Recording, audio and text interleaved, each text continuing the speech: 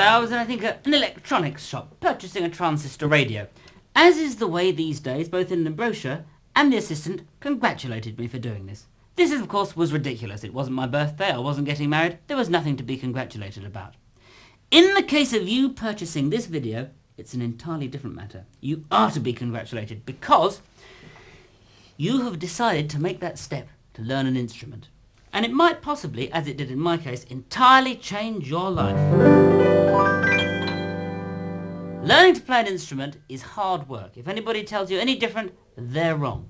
However, it's also one of the most exciting and rewarding and fun things that you could ever do. Whether you want to play an instrument for your own amusement, just to play it to friends perhaps, or impress people at parties, or maybe become one of the great exponents of all time. Any of these things are now within your grasp, but you have to have a good grasp of basics. That's the basics. And that's what this video sets out to teach you.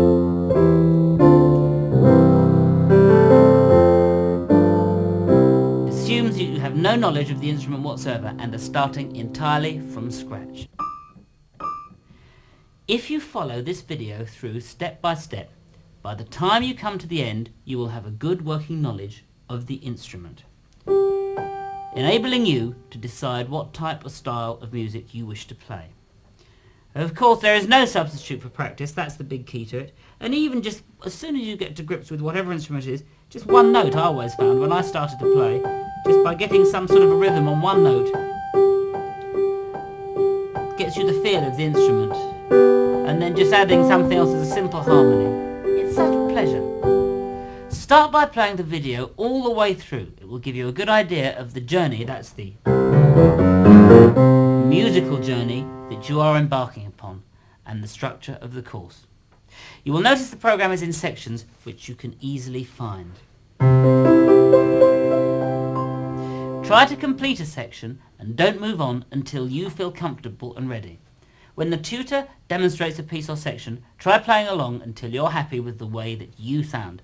Keep practicing. That's the essence of learning any instrument. The beauty of this way of learning is that you are in control and you can choose the time and speed at which you learn. So we have chosen one of the best around to teach you. Henry Thomas is well known for his role in BBC Television's Rock School. He's a skilled writer, arranger and producer. He's worked with Randy Crawford, Billy Ocean, Van Morrison, Hot Chocolate, Bros, Christa Berg and Herbie Hancock.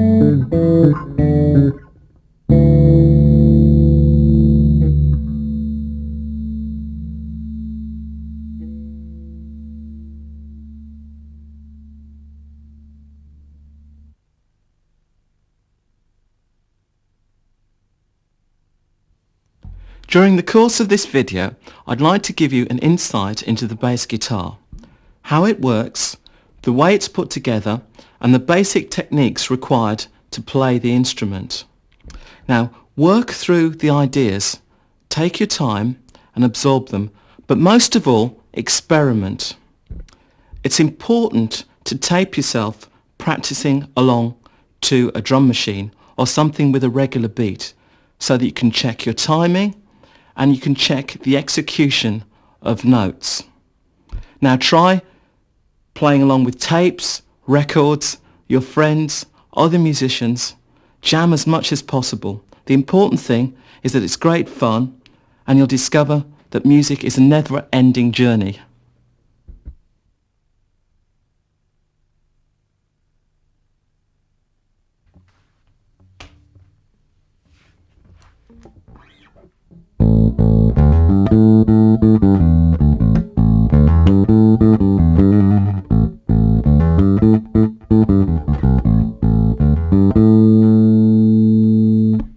The bass guitar. This instrument was originally invented by Leo Fender in 1951 as a replacement for the double bass. The double bass couldn't be amplified successfully, whereas this instrument was lightweight, portable, could be amplified, and could provide precise tuning. Now let's look at the way it's put together. The main sections are the head, the neck, and the body. Over this we have 4 strings. The E string, the A string, the D, and the G. Now the strings are attached at the tail. They go over the bridge, along the body of the instrument, to the nut, and that guides the string to its respective tuning peg. The notes are changed by placing the left hand on the fingerboard and fretting notes.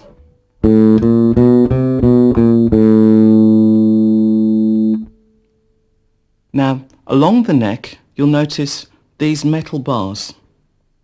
They're called frets. They divide the neck up into small sections. Also, on the neck, or the fingerboard, we've got these dots, which give you a visual reference for your hand.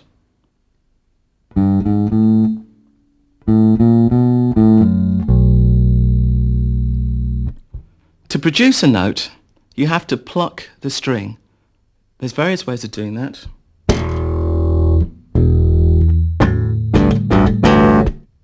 The main point is that a sound is produced by the vibration of the strings.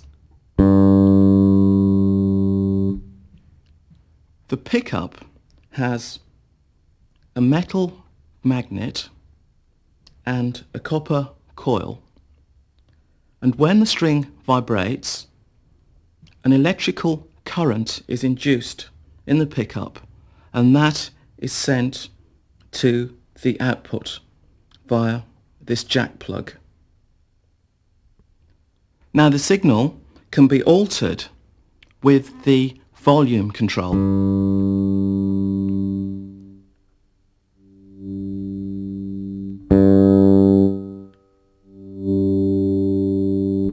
And you can also filter the sound with the tone control.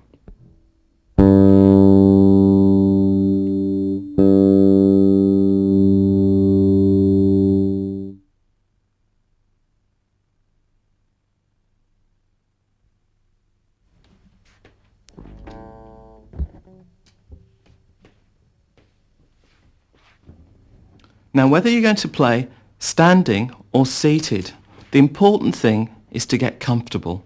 And part of getting comfortable is simply to have a strap which distributes the weight evenly across your body. It also helps if the strap's adjustable. So you get it to a convenient position and make sure the shoulders are relaxed and your weight is spread evenly. Now sitting down. Rest the body of the guitar on your thigh and then lean it slightly back towards you with the neck up at an angle so that you can see the fingerboard easily. Once you feel comfortable, bring in the right hand. The forearm rests on this part of the bass and you bring the hand into position. Now you can use the thumb to rest on the pickup and then use fingers 1 and 2 to play the strings. Try and play alternately with those fingers, like this.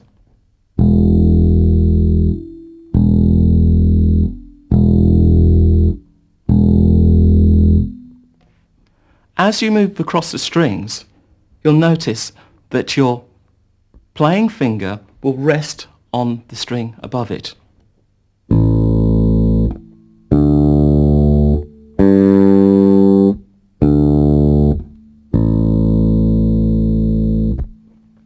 Now just concentrating on the right hand won't give you a completely clean sound because you need to cut off the strings that you aren't playing, and that's with the left hand. So this time I'll play, but watch the left hand.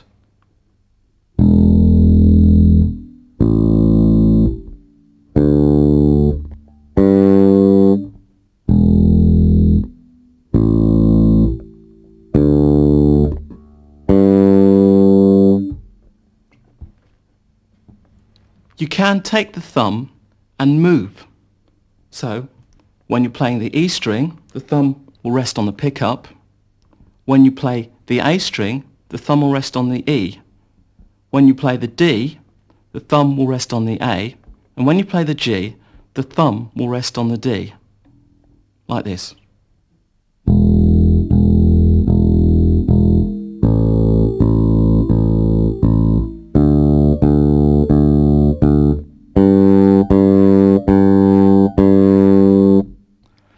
worry if you find that difficult at first.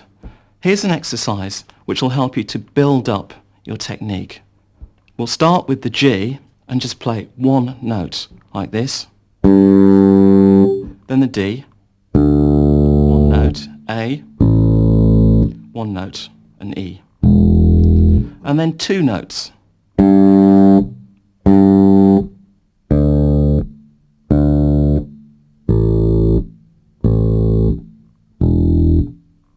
And then four.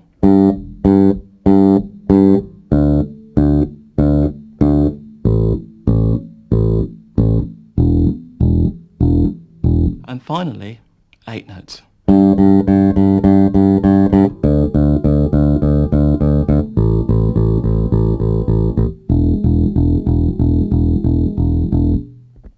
I've demonstrated that pattern with Jeff playing, so jam along, see what you can do.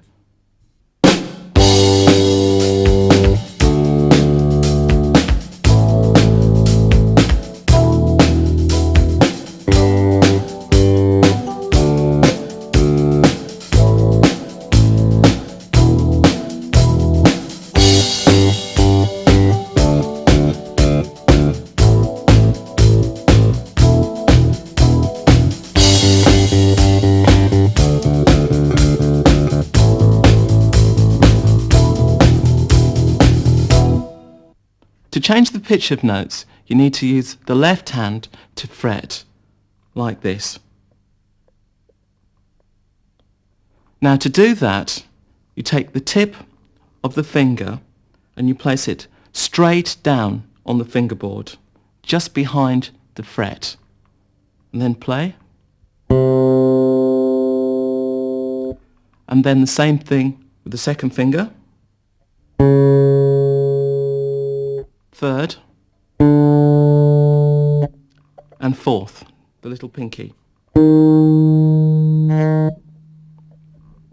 Now if you don't manage to do that straight away, don't worry, because it can be quite awkward, but just make sure the tip of the finger is just behind the fret and it's straight down on the fingerboard.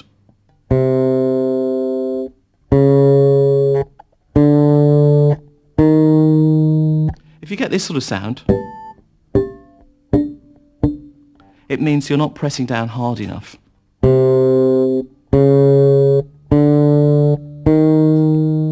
Once you feel comfortable with that, move on to the next string.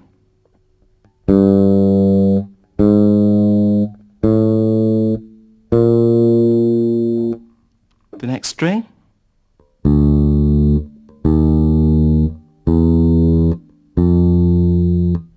And the E string, where it's more difficult.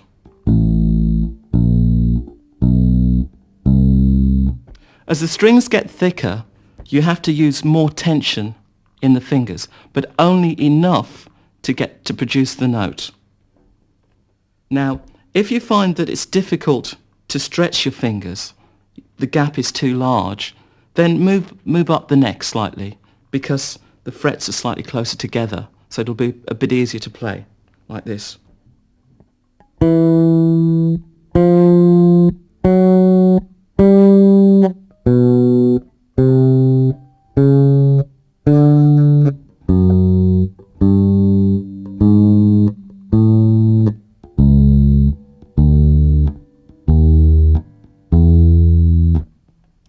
The third and fourth finger are usually the weakest, and so I like to practice using those most often, sort of doing things like this.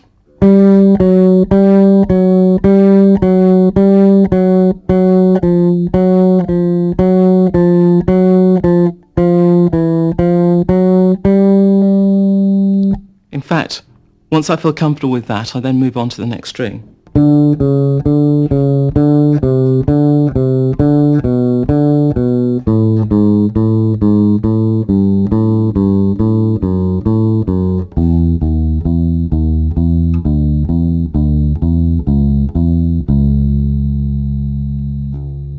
The idea is that you can do this all the way down the bass neck. It's much more difficult in this position.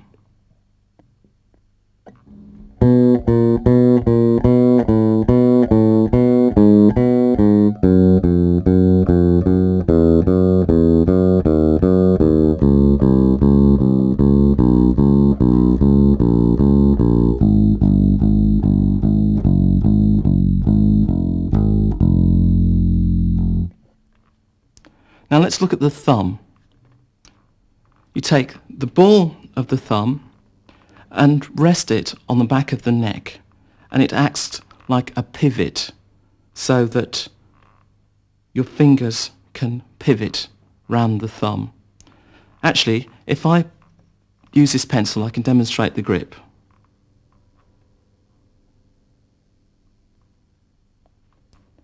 Now the thumb tends to move with the position of the fingers, so you get this sort of thing.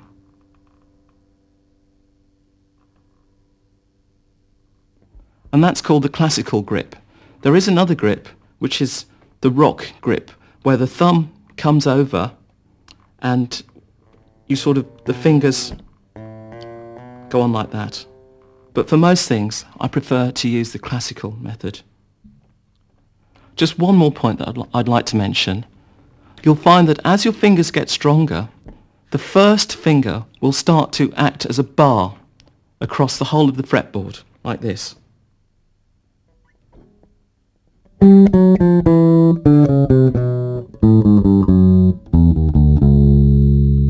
Now see if you can play along with the exercises that I do with Jeff.